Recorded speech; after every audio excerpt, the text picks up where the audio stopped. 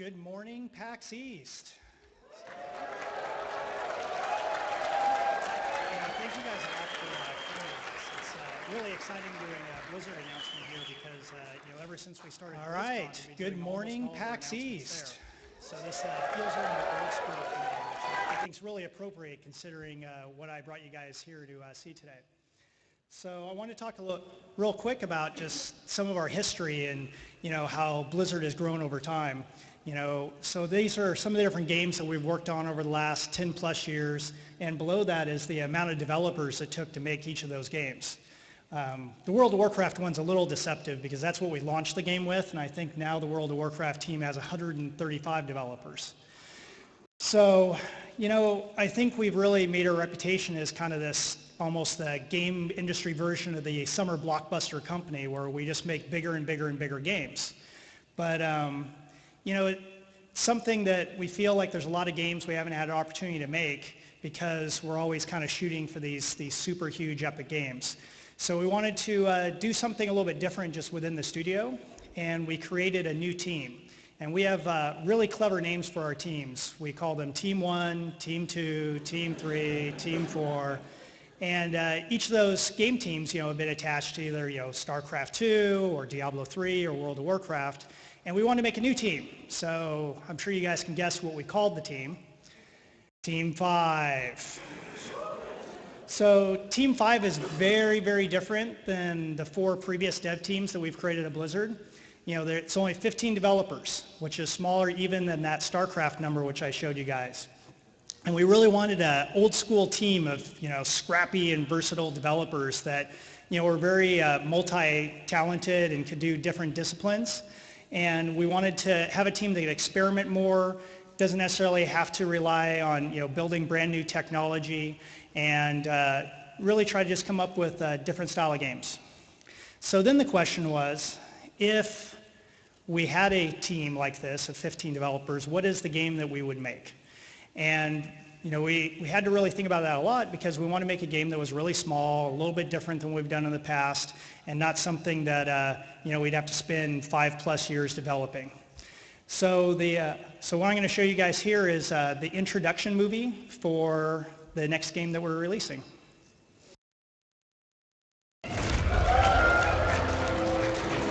It is said that wars are only won upon the anvil of honor. Others believe victory requires strategy and a mastery of power. War is deception. A game played best from the shadows. Only strength and raw power can assure total dominance. But of course, you could forget all that and just have fun! HearthStone, Hereos of Warcraft.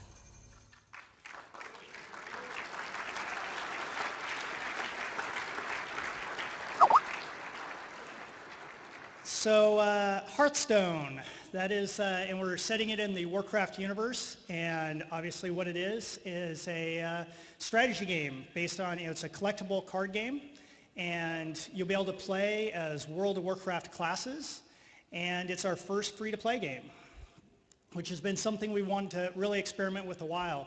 We've seen how the industry has really changed, and there's lots more free-to-play games, and we thought, here's this great opportunity to really do something a little bit different for us and make a game that has been really fun internally to play. So I guess the first question that a lot of people ask, especially when we first tell people internally what we're working on, is, why a collectible card game? And the reason is that I think a lot of people at Blizzard have really played collectible card games for a really long time. A lot of us, I remember playing Magic the Gathering when I first started at Blizzard, and there was a huge crew of people that will always be playing it, and there's been so many card games since then. But really, I don't think there's been a lot of great translations to make digital or online card games. And that's something that Blizzard's always, I think, done really well, is look at something that is already a really fun game, but maybe it's a little bit hardcore, and how do we make it much more accessible and make it something that anyone would play, not just us hardcore CCG nerds. So the approach that we had was really, again, kind of the typical way that Blizzard approaches problems is we look at what's really awesome about the genre, what's really awesome about this type of game, but what are the reasons why, kind of normal people or other people would always pass on this sort of genre. So, the rules are usually really complex. It's very hard to explain to somebody. Like if you guys have sat down with, let's say, the World of Warcraft trading card game or with Magic the Gathering and tried to explain it to somebody that isn't already into it, there's just all these rules you have to explain, and it's usually really difficult. So, we really wanted to approach that and make it much more intuitive. If you look at, hopefully a lot of you guys have seen what we've done like World of Warcraft compared to the previous MMO games that are out there, and we really want to do the same thing with HearthStone and make it really that online game that's really simple and intuitive to play. And then, we also want to make it really exciting to watch. If you look at a lot of the CCGs that have made it into an online digital form, they still look like card games. They don't have interesting special effects. They're not necessarily fun to watch. They're not as exciting to watch players go back and forth, and that was something that we thought was incredibly important to us. So I'm now going to show you kind of a demonstration video of just the beginning of one of the games, so you can kind of see, a lot of what I'm talking about and how this isn't just, a card game you might have seen in the past, from other makers. So you can see like right away that we're using 3D technology so that it's not just a flat 2D board, and the board itself is animated, and we really want to bring in a lot of the charm of the Warcraft universe. And there's your Murloc. So you can see down at the bottom of the screen is Jaina. She's a mage, and up the top of the screen is Garrosh, who's a warrior. And we really want the game, for World of Warcraft players, we want the game to be really intuitive. So if you come to this game and you already are used to playing a mage, you have mage creatures, you have mage spells, and you can very quickly and intuitively understand how to play the game. And there's the warrior who pulls out a big weapon, and now the warrior himself can go and attack. And you can see it's just a lot more dynamic game than I think what a lot of the card games out there are doing. I will crush you! And there at the end was, when you play multiplayer, players will actually be able to do verbal emotes to each other. So you can kind of like taunt each other or tell each other they're doing a good job. All right, so now I want to talk about, what is a collectible card game all about? Well, it's about collecting cards. So we really put a lot of time and effort into creating a really cool and interesting card collection that's really fun to actually collect and build decks with. So in the initial release, there's going to be over 300 cards in the collection. And the way that you'll get new cards is through getting booster packs. So when you get a pack, it's going to have 5 cards in it. And the way you can either earn packs through playing the game, or you'll also be able to buy packs, which is part of our free-to-play model. We haven't decided yet, the exact amount of money that it's going to be per pack, but it's going to be somewhere around $1 is what we're guessing. That's kind of what we're testing right now, and then we'll probably be fine-tuning that throughout like the alpha and the beta. But we also want to make sure that players can earn packs. So even if if you're someone that doesn't want to spend any money on the game, it'll take you much longer to build your collection, but you'll still be able to just, week by week earn more and more packs and add to your collection. And then there's obviously going to be many, many different types of cards. So there'll be different rarities. There'll be basic and expert cards. And then within kind of the expert set, there's going to be commons and rares and epics and legendary cards, kind of going with the same sort of verbiage that we use in the World of Warcraft with the item system. So one of the challenges that I think you have when you start creating a collectible card game and you want to do it online is you want to capture how fun it is to open a new pack. I think, if you have a physical card game, that's a lot of the fun. You go down to the hobby store and you're excited to get that new pack and you rip it open and you kind of go card by card to look at each one and see, did you get a lot of cards you already had? Did you get that card you were really hoping for? And then you rip into the next pack. And we wanted to capture that as much as possible with opening a pack digitally. So the team has really spent quite a bit of time with how to do that, and I'll show you kind of what it looks like to do that within HearthStone itself.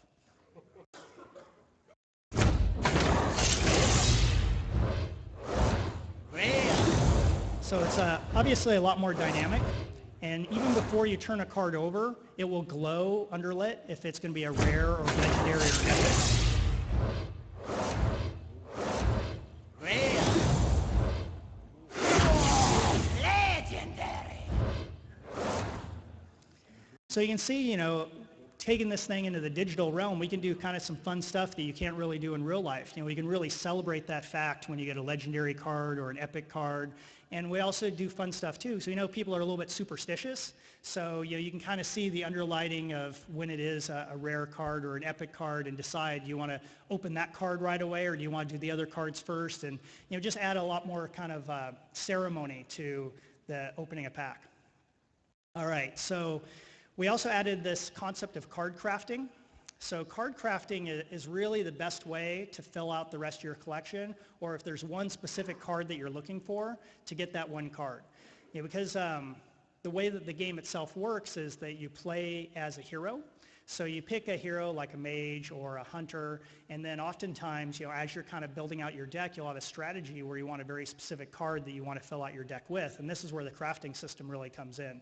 So with the crafting system, again, something that's really common in collectible card games is you'll get a very large collection, but just because of the randomness of opening in packs, you'll often get a lot of duplicates, or you might get cards for a class that you're not as interested in because you're really focusing on your hunter class. So with crafting, what you're going to be able to do is you're going to be able to disenchant all those cards that you're not interested in and duplicates that you're not interested in, and then you'll get arcane dust, which then you can accumulate and then pick the exact card that you want to build and craft that card. So I'm going to show you kind of quickly a video of how that looks within the game.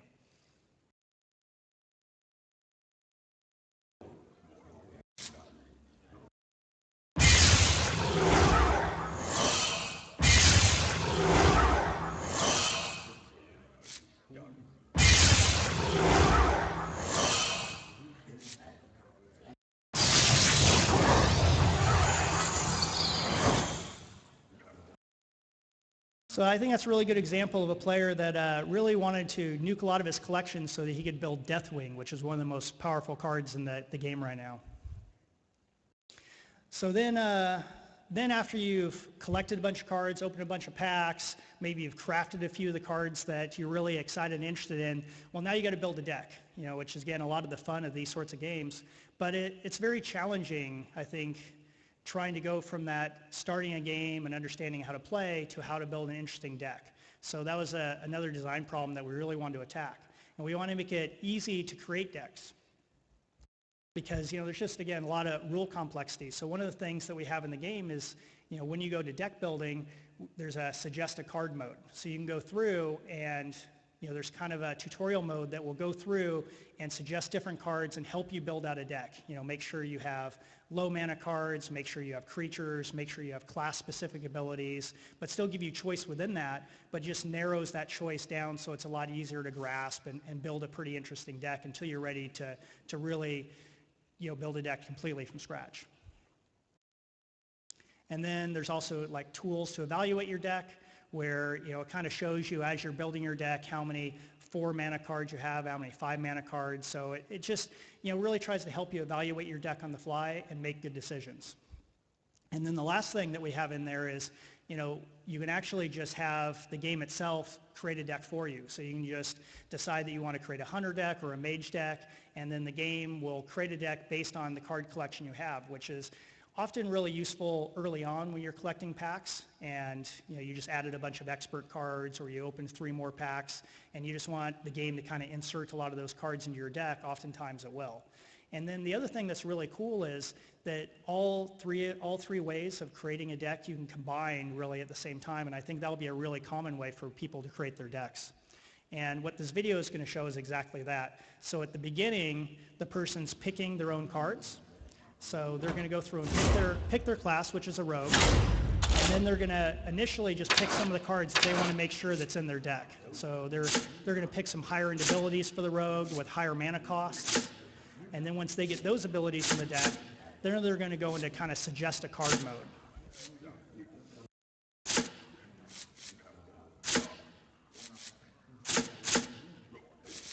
So now you can see they decide to start getting cards suggested to them, which now you'll just kind of get different choices. So there's looking for class-specific cards and just choosing from 3 different cards that are class-specific. Now it's looking for cards that are a little bit cheaper because it realized that the deck, is really lacking those low mana cards that you need at the beginning of a game. And now they just want to complete the rest of the deck, and the second half of the deck just gets completed automatically by the AI. And then you can see the tool, and then went ahead and named the deck the Mulan Rogue. And that is deck creation. All right, but the core of the game is really about playing the game itself. And this is the area that we just want to make it a really fun and dynamic game. And it's focused primarily on just on one-on-one. So you'll go into the game, and it uses BattleNet matchmaking, which has been something we've really been evolving for years and years now. And I think the matchmaking system is really great and should really help out a lot for novice players to end up playing against novice players. And then you can duel online each week. We have a whole medal ranking system. And the main purpose for the medal system is just each week you can kind of earn medals in the game. And as you earn medals, that's how you earn new booster packs. So it should be a fun system, kind of week to week. You re-earn your medals, you re-earn booster packs, and that kind of validates the amount of time that you've been playing the game. And then the thing that we really wanted to attack with this was to keep it really simple, but still have lots of strategies and be very deep. So what the team has really done a great job with is look at all those mechanics that you'd see in your typical CCG, or let's say in the World of Warcraft TCG, and pull out all those really complex rules or weird rules that maybe make sense when you're just playing a hobbyist game face-to-face, but when you really want to do a mass market online game, it doesn't make as much sense. But that doesn't mean that you have to sacrifice deep strategy. So what I want to show you guys next is a shoutcasted game. So one of the things that we did when we were showing this at Blizzard was we got some of the more expert players to play games against each other, and then we do a shoutcast, kind of like you would see for StarCraft 2 or like a World of Warcraft arena match that we've done at BlizzCon. And I think when you have the shoutcast, it really kind of shows how much depth and strategy and how exciting a game can be. So I'd like to welcome to the stage my lovely assistant, Ben Brode, who's going to be our shoutcaster.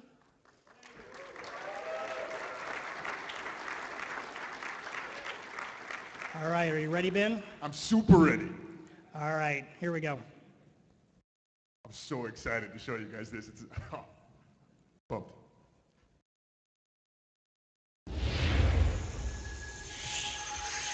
Fireside duels. Gul'dan versus Malfurion. These are our heroes for today's match. On the bottom, Soul shall be mine. Gul'dan the Warlock, piloted by John Briggs from our quality assurance team. And on the top, Malfurion the Stormrage, the Druid, piloted by Dan Nguyen from our quality assurance team. And they're getting their starting hands ready, getting ready for the match. And the match has begun! My greeting. Hell yeah. All right, the players are emoting at each other, excited for the game. I greet you.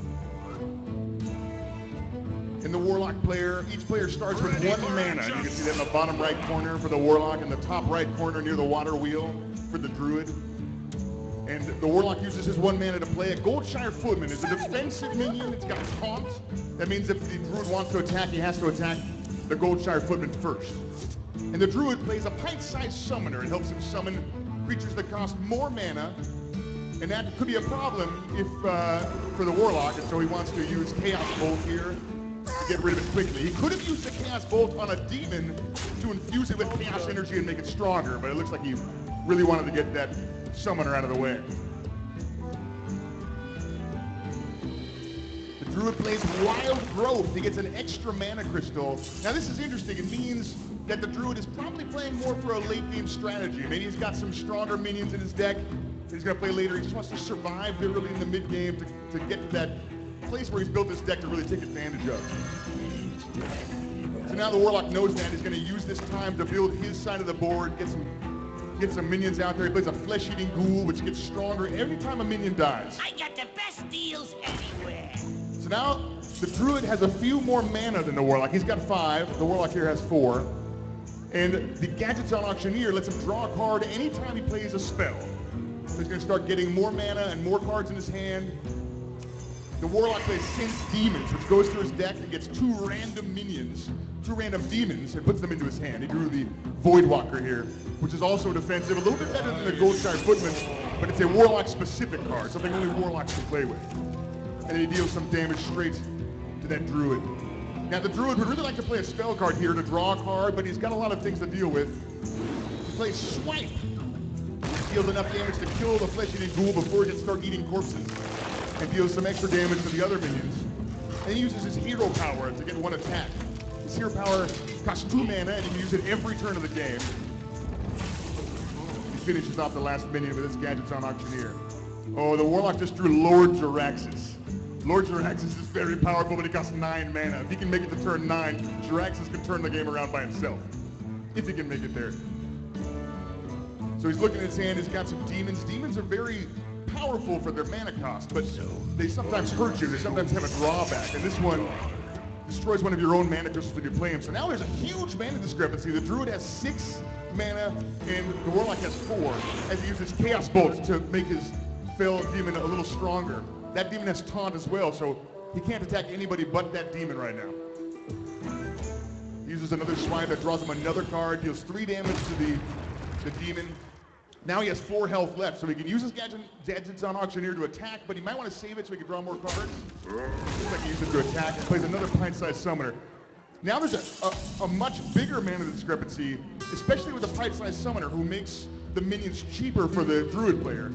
So as the Warlock, he's really worried now about seeing some of these huge minions that he thinks are in his deck, and so he uses Drain Life to suck 2 life out of that Pint-Sized Summoner. He uses his hero power to draw cards.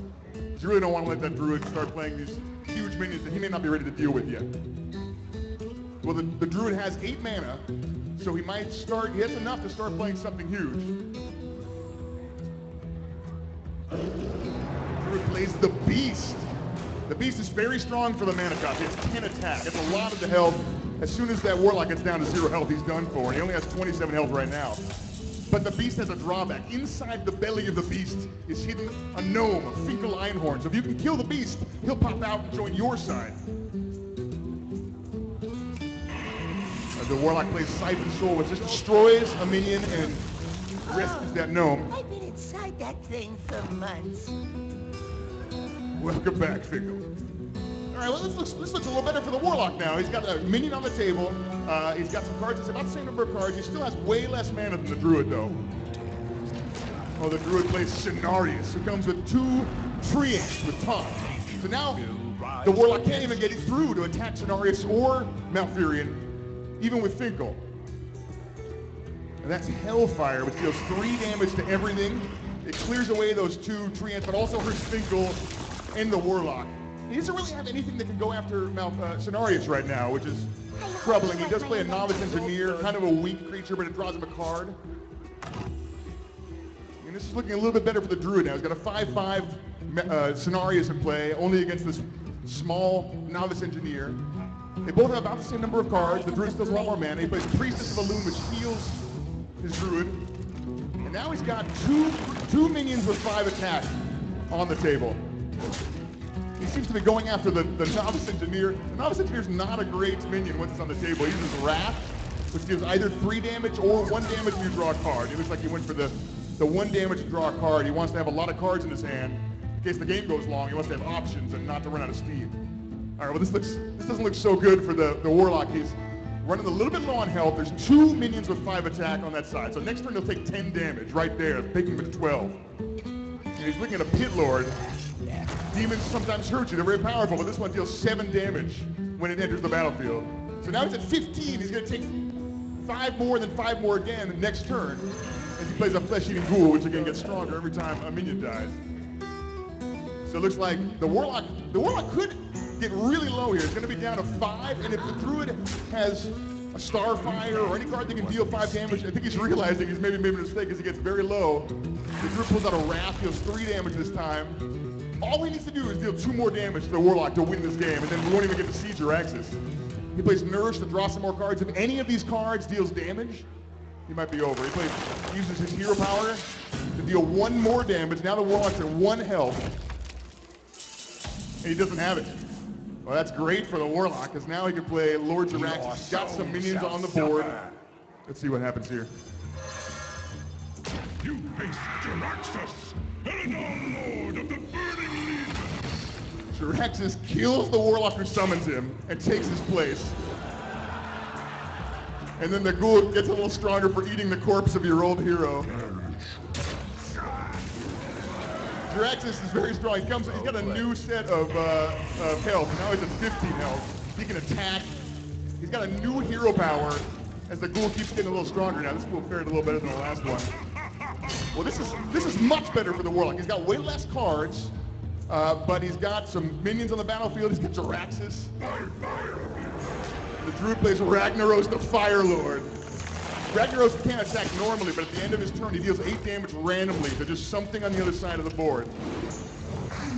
Oh, and he hits the Pit Lord. Well, the Ghoul gets a little stronger at least. Now, the big problem for the Druid right now is Jiraxis' hero power. Every turn of the game, he can use that hero power to summon a 6/6 Infernal. So that could get out of control quickly. The Druid has more cards here as he plays the Succubus, which costs him to discard his Doom Guard. That's unfortunate for Jiraxis. He uses that hero power. And I don't think he's really got a way to kill Ragnaros unless he uses his Ghoul and his Soulfire to deal 4 damage to him. Looks like instead he keeps the pressure on. He's got the Druid pretty low. He's at 12 health right now. And he uses the Soulfire on Ragnaros, not killing it, so Ragnaros will get to strike again. Both players are getting a little bit low. They're at 12 health in the top and 14 health in the bottom. As the Druid plays Baron Geddon, a good friend of Ragnaros, actually. He healing touches himself to stay out of range. Now both Baron Geddon and Ragnaros will strike, dealing tons of damage to the opposing side. The Jiraxis is at 4 health right now. So if the Druid can draw just a Wrath, maybe if he hadn't used the Wrath on that Gnome earlier in the game, he might have won this game. Jiraxis feels it's time to get rid of the Ragnaros. The Ghoul is getting a little, he's only got 1 health left, but now he's got 10 attack after eating all those corpses. We see more Infernals. That's really going to get out of control. The Druid has a lot of cards, though, as it gets to 8 health, 5 health now. Jiraxis is still only at 4 health. The Druid just needs to draw 1 card that deals 3 damage and then uses hero power for the last damage. Another swipe, maybe. The Ghoul now has 10 attack and only 1 health. Another healing touch. The Druid trying to stay alive just long enough to draw something to deal just a couple damage to Jiraxis. Here we have the Ancient of Lore. When you play the Ancient of Lore, you can choose to draw 2 cards or to restore 8 health. So he could have played that first, tried to draw a card to deal some damage to Jiraxis, but he wanted to play it safe and gain some health. As he kills the Ancient of Lore with that Infernal, the Ghoul getting a little bit stronger still. The Warlock drew Twisting Nether, which kills all minions, but he's got all the minions, so not a great draw for the Warlock. Now, the Druid, again, at 6 health. If that card deals any amount of damage to the Jiraxis, this could be over. I am the blade of the gods. Priest of Loon healing some more, and then he's using his hero power. Oh, he's gonna sacrifice himself just to kill the flesh-eating Ghoul. He's not going out like that. And that's it. Jiraxis has won!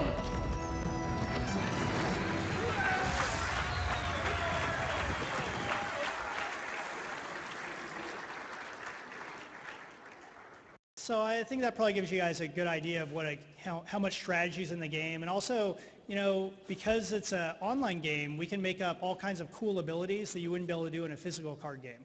And I think, you know, we'll continue to kind of explore that space as we continue to make cool abilities and cards. So the big question is, of course, what can I play it on? And we are big PC stalwarts at Blizzard, so we're going to launch it on Windows and Mac.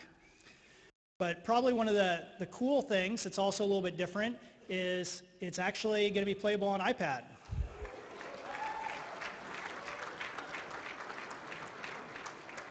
And we actually already have it internally playable on the iPad, so it's going to launch very soon after the PC and Mac version. All right, so when can I play it?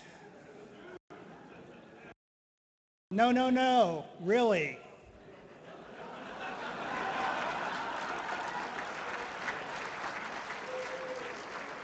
So the beta is going to be out this summer. The release is this year, and you guys can play it on the show floor today. And you can play the Windows version and the iPad version today. So this is a big experiment for us to see whether or not we can actually announce a game and release it in the same year, which is something we would always love to do. So the last thing I'm going to leave you guys with is we did interviewed a bunch of the team members to talk about kind of the making of this project and what it meant to some of the key guys on the team and those of us that are executives at the studio. And I think it's a really good summary of some of the things that I already told you guys about, but also kind of some of our thoughts about the project itself.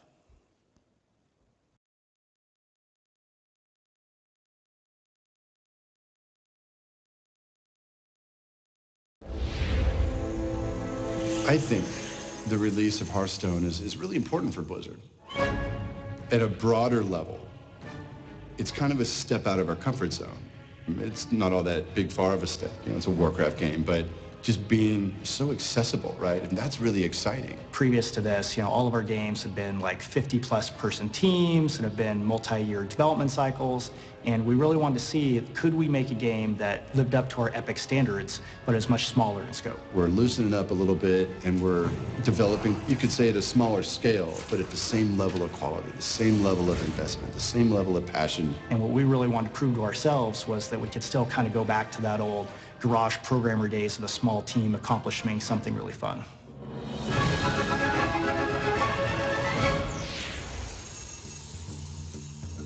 So we started this team within Blizzard that we called Team 5.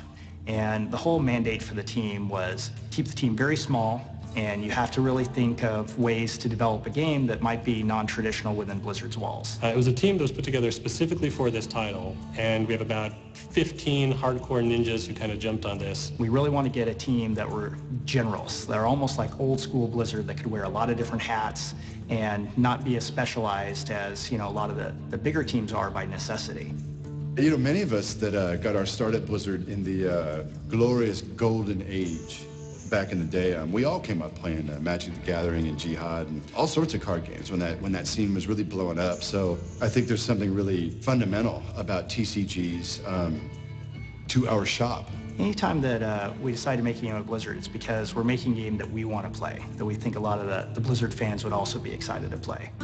We're busy tonight, but there's always a spot for one more. It's quick and easy to learn. Here, let me show you. HearthStone is a easy, accessible game where it's like playing as one of 9 heroes in the Warcraft universe, and it's essentially a collectible strategy game. One of the most exciting things about HearthStone is how easy it is to get in and play it. It's a game that within 5 minutes of jumping into the experience, you'll know exactly how to play, and you can be having fun in that time. Your soul shall be mine! Victory or death! If you're coming to Blizzard for the first time, this is a game that's for you. If you've been playing Blizzard games for a while now, whether you played World of Warcraft or you played Warcraft back in the day, I think you'll still sort of recognize a lot of the really cool spell effects, really cool class mechanics, things that you kind of really came to love in previous titles that we've released. It's not only a really fun, gameplay in and of itself, but it just offers that window into the characters and the lands and the depth of what Warcraft is. You can put together your deck, play a game, takes 10 minutes, and then you're out. Really fun. Ah, this is my favorite way to play. So the first of the 3 ways to play Hearthstone is play mode. And play mode is sort of our base way to play. You go online, you play against another randomly match-made player, and then you can earn medals or packs of cards by playing. After you play games against opponents online, you'll see new card packs show up, and as you open them, you'll get new minions, new spells, and abilities that let you expand your overall collection and types of strategies you can play. How you're building these cards that you're playing against other players with is in a collection manager where you have a huge collection of cards and you're building different cards. I'm putting weapons in, I'm putting abilities in, I'm putting different minions in, and I'm building a powerful deck that I can use to crush my opponent.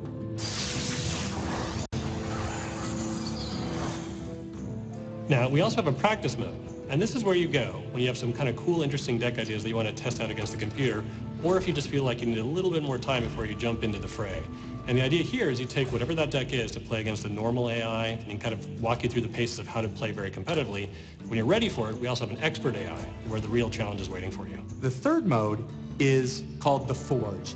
And in the Forge, building the deck is half the fun. You start out being given a bunch of random cards, and you start choosing which of a set of 3 different cards you want to put in your deck, and you do that a bunch of times. And then once you've built the deck, you're matched against some other player who's also built a deck in the same way, so it's totally fair. I cannot believe it! You and your deck are unstoppable! One of the phrases that we've thrown around a lot is making games that are epic in quality, but not necessarily epic in scope, and that's exactly what Hearthstone is. Fundamentally, most people think of epic as being really large. And I think what we want to do is make epic mean something different. Epic should mean an epic fun play experience that you want to play for a really long time. But that doesn't necessarily mean that the game itself has to have, you know, thousands and thousands of monsters and a huge monolithic technology. You know, it's like do something that's small in scope but epic in gameplay. It's really where the world's going, and I like that we're, you know, getting in step with that, and we're taking risks on kind of smaller products that have just a high degree of fun and imagination. I believe that people are going to get a big kick out of this product. It's got all the personality and quality of any of our big games, and I like us in this space. Hearthstone! Heroes of Warcraft! Job's done.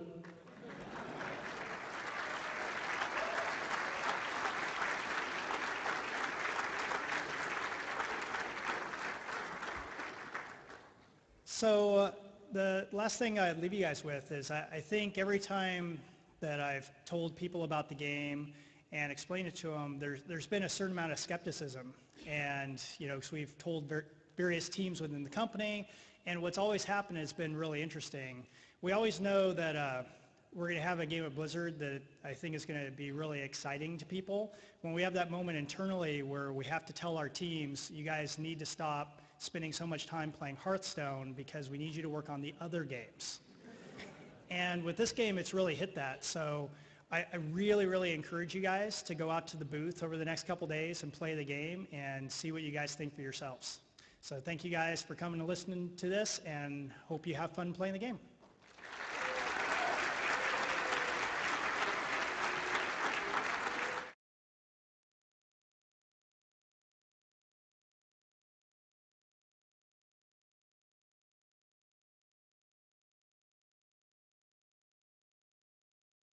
Kind of burned through all the cool nerds when they asked me to do this, because they got Will Wheaton, they got Jaffe, and they're like, oh, I guess we'll finally go with Cliffy. I mean, I was honestly expecting to do like PAX Midwest in